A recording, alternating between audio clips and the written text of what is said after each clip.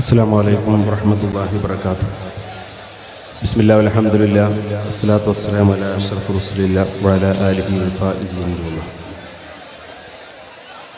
വേദിയിൽ സന്നിഹിതരായ സർവാദരണീയരായ സാദാത്തുക്കളെ, പണ്ഡിത ശ്രേഷ്ഠരെ, സമസ്ത കേരള ജംഇയ്യത്തുൽ ഉലമയുടെയും പോഷക ഘടകങ്ങളുടെയും നേതാക്കളെ, പൗരപ്രമുഖരെ, ഈ മഹാ സമ്മേളനത്തിൽ സംബന്ധിച്ചുകൊണ്ടിരിക്കുന്ന ബഹുമാന്യരായ മുസ്ലിം ബഹുജനങ്ങളെ, യുവജന വിദ്യാർത്ഥി സുഹൃത്തുക്കളെ, നമ്മുടെ സദസ്സിലുള്ള ആളുകൾ ഇന്ന് ഈ പരിപാടിയോട് സഹകരിക്കണമെന്ന് വിനയപൂർവ്വം അപേക്ഷിക്കുകയാണ്. പുറകിലുള്ള ആളുകൾക്ക് വേദി കാണാൻ സൗകര്യപ്പെടുന്ന വിധം എല്ലാവരും ഇരുന്ന് സഹകരിക്കണമെന്ന് നേതാക്കൾക്ക് വേണ്ടി അഭ്യർത്ഥിക്കുകയാണ്. നമ്മുടെ രാജ്യത്ത് വീണ്ടും ഇസ്ലാമിക ശരീഅത്ത് ചർച്ചയായ ഒരു സന്ദർഭത്തിലാണ് നാം ഇങ്ങനെ ഒരു ശരീഅത്ത് സംരക്ഷണ റാലിയും സമ്മേളനവും നടത്തുന്നതിനു വേണ്ടി നമ്മുടെ ആദരണീയരായ നേതാക്കളുടെ തീരുമാനപ്രകാരം വ്യാപകമായ പ്രചാരണ പ്രവർത്തനങ്ങൾ നടത്തി മുസ്ലിം ബഹുജനങ്ങൾ ഒന്നിച്ച് ഇന്ന് മലപ്പുറത്തേക്ക് ഒഴുകിയ ഈ വലിയ ജനസഞ്ചയം ഇന്ത്യ രാജ്യത്ത് മുസ്ലിം സമൂഹത്തിന് മാത്രമല്ല, ഈ രാജ്യത്ത് ഓരോ പൗരനും ഈ രാജ്യത്തിന്റെ ഭരണഘടന വകവെച്ച് നൽകുന്ന മതസ്വാതന്ത്ര്യം അനുവദിക്കുന്ന ആ മതസ്വാതന്ത്ര്യം നിഷേധിക്കാനും അവകാശങ്ങൾ ധ്വംസിക്കാനും ഒരു ഭരണകൂടത്തെയും അനുവദിക്കില്ല എന്ന വളരെ ശക്തമായൊരു പ്രഖ്യാപനമാണ് ഈ ശരീഅത്ത് സംരക്ഷണ റാലിയോടുകൂടി ഇവിടെ നടന്നിരിക്കുന്നത്.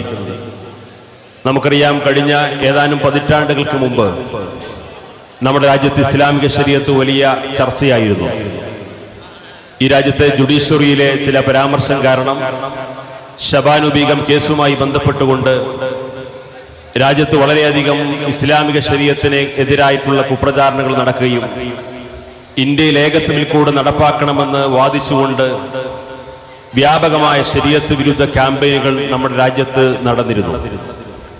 അന്ന് ഏക സിവിൽ കോഡ് നടപ്പാക്കുന്നതിനു വേണ്ടി ജുഡീഷ്യറിയിലെ ചില ആളുകളും പുറത്തുള്ള പല രാഷ്ട്രീയ താല്പര്യക്കാരുമൊക്കെ അത്തരം പ്രചാരണങ്ങളുമായി രംഗത്ത് വന്നെങ്കിലും ഈ രാജ്യത്തെ മുസ്ലിം സമുദായം ഒന്നിച്ച് ഒറ്റക്കെട്ടായി വളരെ ശക്തമായ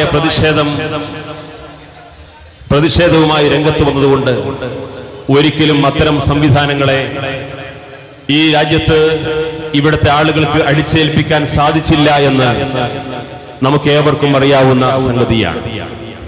ഇതേപോലെ ഇന്ന് 3 പതിറ്റാണ്ടിന് ശേഷം വീണ്ടും നമ്മുടെ രാജ്യത്ത് ഏക സിവിൽ കോഡ് നടപ്പാക്കാൻ ആവശ്യമായ നടപടിക്രമങ്ങൾ ആരംഭിച്ചിരിക്കുകയാണ്.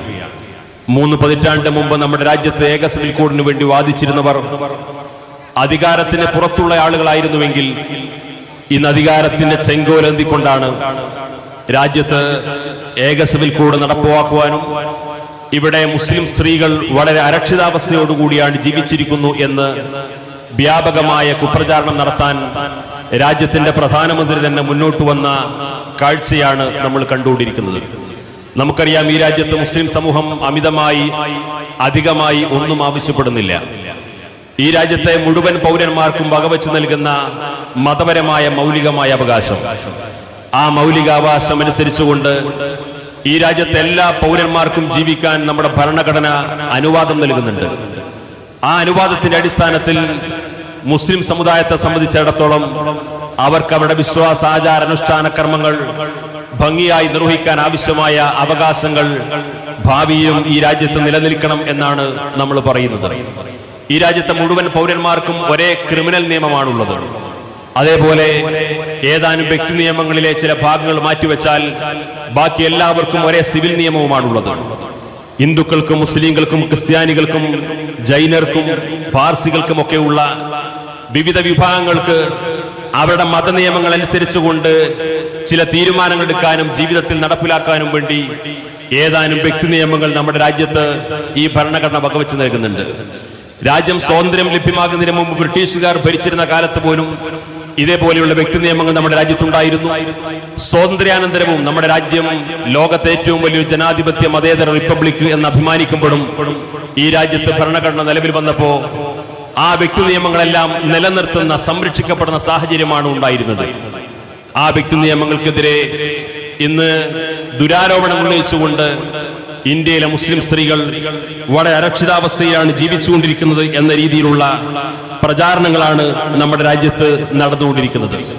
ഇതിന്റെ ഭാഗമായി ഏക സിവിൽ കോഡ് നടപ്പാക്കുന്നതിന് മുന്നോടിയായി ഇത്തരത്തിലുള്ള സർക്കാരിന്റെ ഭാഗത്തുള്ള ചില നീക്കങ്ങൾ ആരംഭിക്കുന്നതിന്റെ മുന്നോടിയായിട്ടാണ് ജസ്റ്റിസ് ഗോയലിന്റെ നേതൃത്വത്തിൽ ഒരു ലോ കമ്മീഷനെ നിയോഗിച്ചുകൊണ്ട് രാജ്യത്തുള്ള മുഴുവൻ പൗരന്മാർക്കും അഭിപ്രായം രേഖപ്പെടുത്താവുന്ന രീതിയിലുള്ള ഒരു ചോദ്യാവലി വിതരണം ചെയ്തുകൊണ്ട് ഇവിടുത്തെ ജനഹിതം പരിശോധിച്ചുകൊണ്ടാണ് ഞങ്ങൾ ഇതിന്റെ നടപടിക്രമങ്ങൾ തുടരുന്നത് എന്ന് പിൽക്കാലത്ത് പറയാൻ വേണ്ടി ഇവിടുത്തെ മുസ്ലിം സമൂഹത്തിലേക്ക് ഒരു ചൂണ്ട എറിഞ്ഞുകൊണ്ട് ഈ സമുദായത്തെ കബളിപ്പിക്കാൻ വേണ്ടി ലോ കമ്മീഷന്റെ പേരിൽ ഒരു ചോദ്യാവലി വിതരണം ചെയ്തുകൊണ്ട് ഈ സമുദായത്തെ കബളിപ്പിക്കാനുള്ള ശ്രമമാണ് ഏതാനും ആഴ്ചകൾക്ക് മുമ്പ് നമ്മുടെ രാജ്യത്ത് തുടക്കം കുറിച്ചത്.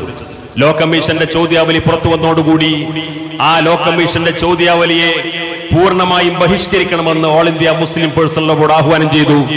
ആ all India Muslim personal law ബോർഡിന്റെ ആ ആഹ്വാനത്തെ ആദ്യമായി കേരളത്തിൽ സ്വാഗതം ചെയ്തത് സമസ്ത കേരള ജംഇയ്യത്തുൽ ഉലമയാണ് എന്ന് സാന്ദർഭികമായി ഇവിടെ ഓർമ്മപ്പെടുത്തുകയാണ്.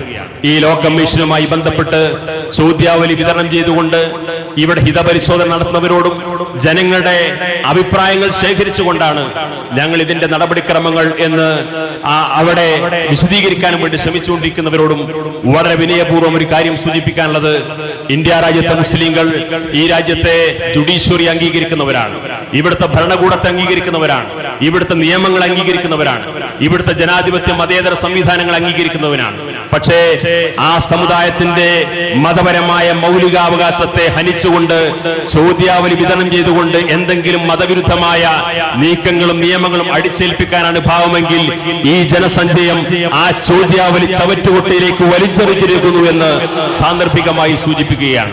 അങ്ങനെ മുസ്ലിം സമുദായത്തെ കബളിപ്പിക്കാനാണ് ഭാവമെങ്കിൽ അതിനൊന്നും നിന്നുകൊടുക്കുന്ന പാരമ്പര്യം ഇന്ത്യ രാജ്യത്തെ മുസ്ലിങ്ങൾക്കില്ല. കഴിഞ്ഞ 3 പതിറ്റാണ്ട് കാലം മുമ്പ് ഇതേപോലെ ഏക സിവിൽ കോഡ് നടപ്പാക്കാനും ശരീഅത്ത് വിരുദ്ധ ക്യാമ്പയിനുകൾ നടത്താനും അങ്ങനെ മുസ്ലിം സമുദായത്തെ വളരെ മോശമായി ചിത്രീകരിക്കാനും പല ആളുകളും രംഗത്ത് വന്നപ്പോ അന്ന് ഇന്ത്യയിലെ കേരളത്തിലെ മുസ്ലിം സമുദായം മുഴുവനായും ഒറ്റക്കെട്ടായി നിലയുറപ്പിച്ചുകൊണ്ട് ശക്തമായൊരു മുന്നേറ്റവും പ്രതിഷേധവുമാണ് നടത്തിയത്. ഈ സന്ദർഭത്തിൽ വളരെ പ്രമുഖമായ ഇതേപോലെയുള്ള പ്രതിഷേധ പരിപാടികൾ നടക്കുമ്പോ നമുക്ക് ഓർമ്മ വരുന്നത് നമുക്ക് അന്ന് നേതൃത്വം കൊടുക്കാനുണ്ടായിരുന്ന മഹാരഥന്മാരായ 2 നേതാക്കളായിരുന്നു. ഒന്ന് മഹാനായ പാണക്കാട് സയ്യിദ് മുഹമ്മദ് അലി ശിഹാബ് തങ്ങൾ, 2 മഹാനായ ശംസുൽ ഉലമ കെ അബൂബക്കർ മുസ്ലിയാർ. ഇരുവരുടെയും പരലോകത്തെ ദറജ അല്ലാഹു ഉയർത്തി കൊടുക്കുമാറാകട്ടെ.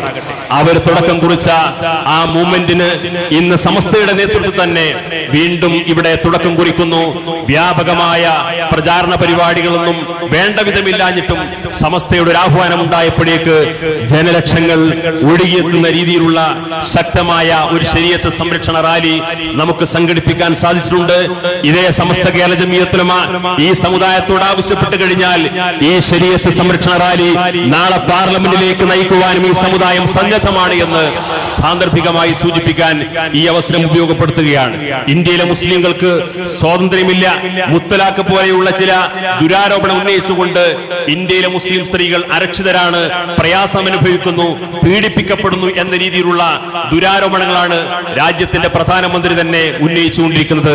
വ്യക്തിപരമായി ആക്ഷേപിക്കുകയല്ല, പക്ഷേ സ്വന്തം ഭാര്യയെ പോലും സംരക്ഷിക്കാൻ കഴിവില്ലാത്ത ഒരു പ്രധാനമന്ത്രി ഇന്ത്യ രാജ്യത്തുണ്ടായിട്ടുണ്ടെങ്കിൽ അത് സാക്ഷാൽ നരേന്ദ്രമോദിയാണെന്ന് വിനയപൂർവ്വം ഓർമ്മപ്പെടുത്താൻ ഈ സന്ദർഭം ഞങ്ങൾ ഉപയോഗപ്പെടുത്തുകയാണ്. സ്ത്രീകളുടെ കണ്ണീരിനെ കുറിച്ച് പറയുന്ന പ്രധാനമന്ത്രി, സ്ത്രീയുടെ സംരക്ഷണത്തെ കുറിച്ച് പറയുന്ന പ്രധാനമന്ത്രി 2002 ഗുജറാത്തിൽ ആയിരക്കണക്കിന് മുസ്ലിങ്ങളെ ചുട്ടുചാമ്പലാക്കുമ്പോ ആയിരക്കണക്കിന് മുസ്ലിം സ്ത്രീകളെയാണ് മാനഭംഗപ്പെടുത്തുന്ന കലാപത്തിന് ഇതേ പ്രധാനമന്ത്രി അന്ന് മുഖ്യമന്ത്രിയായിരുന്ന കാലത്ത് നേതൃത്വം നേതൃത്വം കൊടുത്തത്.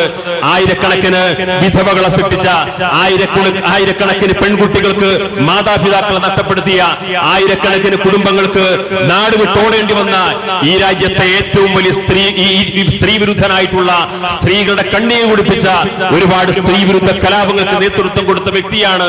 ഇന്ന് ഇസ്ലാമിന്റെ പേരിൽ, മുസ്ലിങ്ങളുടെ പേരിൽ, തൊലാഖിന്റെ പേരിൽ, മുസ്ലിം വ്യക്തി നിയമത്തിന്റെ ഒക്കെ പേര് പറഞ്ഞുകൊണ്ട് ഈ സമുദായത്തിന്റെ സംരക്ഷകരായി കടന്നു വരുന്നത്. ഇന്ത്യ രാജ്യത്തെ മുസ്ലിം സമുദായത്തെ സംരക്ഷിക്കാൻ നിങ്ങളെ ആരും ആവശ്യമില്ല. ഈ സമുദായത്തിന് നേതൃത്വം കൊടുക്കാൻ ശക്തരായ നേതാക്കന്മാർ ഞങ്ങൾക്കുണ്ട്. ആ നേതാക്കന്മാരുടെ ആഹ്വാനങ്ങൾക്കും താക്കീതുകൾക്കും അനുസരിച്ചുകൊണ്ട് ഈ രാജ്യത്തെ മുസ്ലിം സമൂഹം മുന്നോട്ട് പോകുമെന്ന് സാന്ദർഭികമായി സൂചിപ്പിക്കാൻ ഞങ്ങൾ ഈ അവസരം ഉപയോഗപ്പെടുത്തുകയാണ്.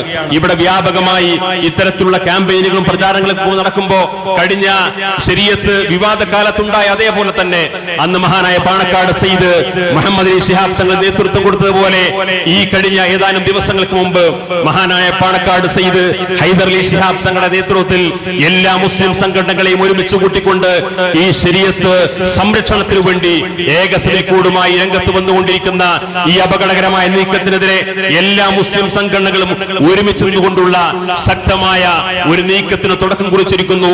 ഈ സമുദായം സയ്യിദ് ഹൈദർ അലി ശിഹാബ് തങ്ങൾ നടത്തുന്ന അത്തരത്തിലുള്ള നീക്കത്തിന് സർവാത്മന പിന്തുണയുണ്ട് എന്ന് സാന്ദർഭികമായി സമ്മേളനം തെളിയിക്കുന്നു.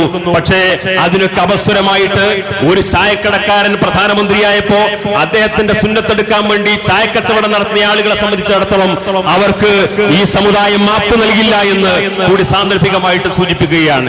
ഇവിടെ സമസ്ത കേരള ജംഇയ്യത്തുൽ ഉലമ ആഹ്വാനം ചെയ്യുന്ന ഏത് കാര്യങ്ങളും അക്ഷരം പ്രതി ഏറ്റെടുക്കാനും അതനുസരിച്ചുകൊണ്ട് മുസ്ലിം സമുദായത്തിന്റെ അവകാശ സംരക്ഷണത്തിനു വേണ്ടി ഏതറ്റം വരെ പോകാനും സമാധാനപരമായ മാർഗത്തിലൂടെ, നിയമവിധേയമായ മാർഗത്തിലൂടെ ഈ രാജ്യത്തിന്റെ ജനാധിപത്യ മതേതര നിലപാടുകളെ കാത്തു സൂക്ഷിച്ചുകൊണ്ട്, എന്നാൽ മതപരമായ കാര്യത്തിൽ യാതൊരു വിട്ടുവീഴ്ചക്കും സന്നദ്ധമല്ലാത്ത നിലപാടാണ് കഴിഞ്ഞ 90 വർഷക്കാലം സമസ്ത കേരള ജംഇയ്യത്തുൽ ഉലമ ഇവിടെ നിർവഹിച്ചിട്ടുള്ളത്.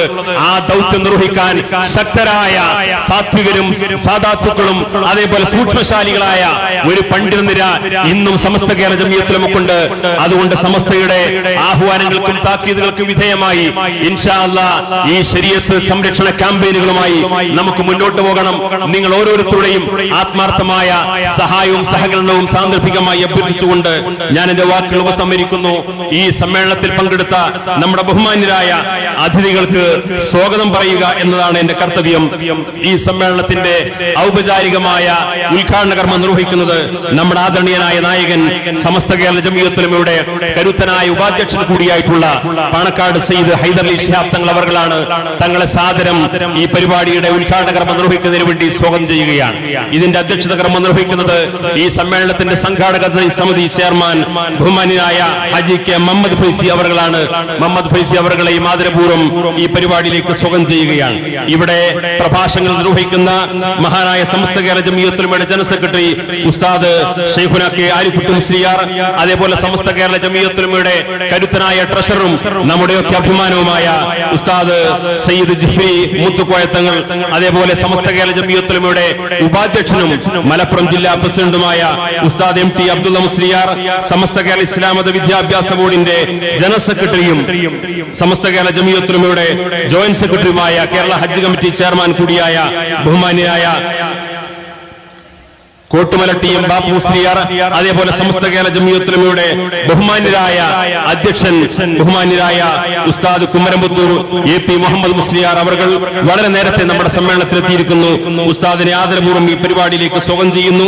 ബഹുമാന്യരായ സമസ്ത കേരള ജംഇയ്യത്തുൽ ഉലമയുടെ ജില്ലാ ജനറൽ സെക്രട്ടറി ബഹുമാന്യനായ പി കുഞ്ഞാണി മുസ്ലിയാർ, നമ്മുടെ മുസ്ലിം ലീഗിന്റെ സമുന്നതനായ നേതാവും നിയമസഭാ കക്ഷി പ്രതിപക്ഷ ഉപനേതാവുമായ മുൻ മന്ത്രി ബഹുമാന്യനായ പി കെ കുഞ്ഞാലിക്കുട്ടി സാഹിബ് ഇവിടെ എത്തുമെന്ന് പ്രതീക്ഷിക്കുന്ന ബഹുമാന്യരായ E T Muhammad Basheer Sahib M P, M A Shanavas M P, P V Abdul Wahab M P, ഇവിടെ വിഷയാവതരണം നടത്തുന്ന സമസ്ത കേരള ജംഇയ്യത്തുൽ മുഅല്ലിമീന്റെ ജനറൽ സെക്രട്ടറിയും ദാറുൽ ഹുദ ഇസ്ലാമിക് യൂണിവേഴ്സിറ്റിയുടെ വൈസ് ചാൻസലറുമായ ഡോക്ടർ ബഹാവുദ്ദീൻ മുഹമ്മദ് നദവി, ബഹുമാന്യനായ സുന്നി യുവജന സംഘത്തിന്റെ സംസ്ഥാന വർക്കിംഗ് സെക്രട്ടറി അഭിമന്യനായ അബ്ദുൽ ഹമീദ് ഫൈസി അമ്പലക്കടവ്, സുന്നി യുവജന സംഘത്തിന്റെ സംസ്ഥാന സെക്രട്ടറി അബ്ദുൽ സമദ് സമദ് പൂക്കോട്ടൂർ സാഹിബ്, വേദിയിൽ സന്നിഹിതരായ ബഹുമാന്യരായ കോഴിക്കോട് കാളി സയ്യിദ് ജമലുല്ലി തങ്ങൾ, അതേപോലെ ബഹുമാന്യരായ അബ്ദുൽ നാസർ ഹയ്യ തങ്ങൾ, ബഹുമാന്യരായ പാണക്കാട് സയ്യിദ് അബ്ബാസ് അലി ശിഹാബ് തങ്ങൾ, ബഹുമാന്യരായ SKSF സംസ്ഥാന പ്രസിഡന്റ്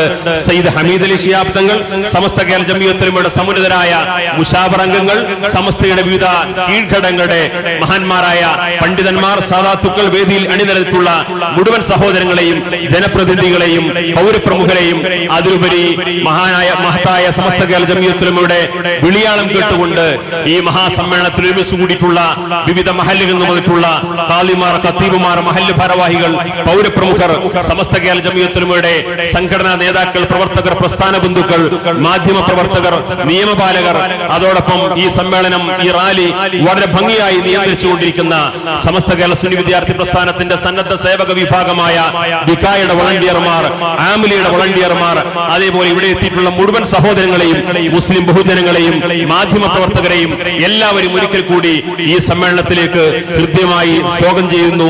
വാഹ ദഅവാന അൽഹംദുലില്ലാഹി റബ്ബിൽ ആലമീൻ. അസ്സലാമു അലൈക്കും.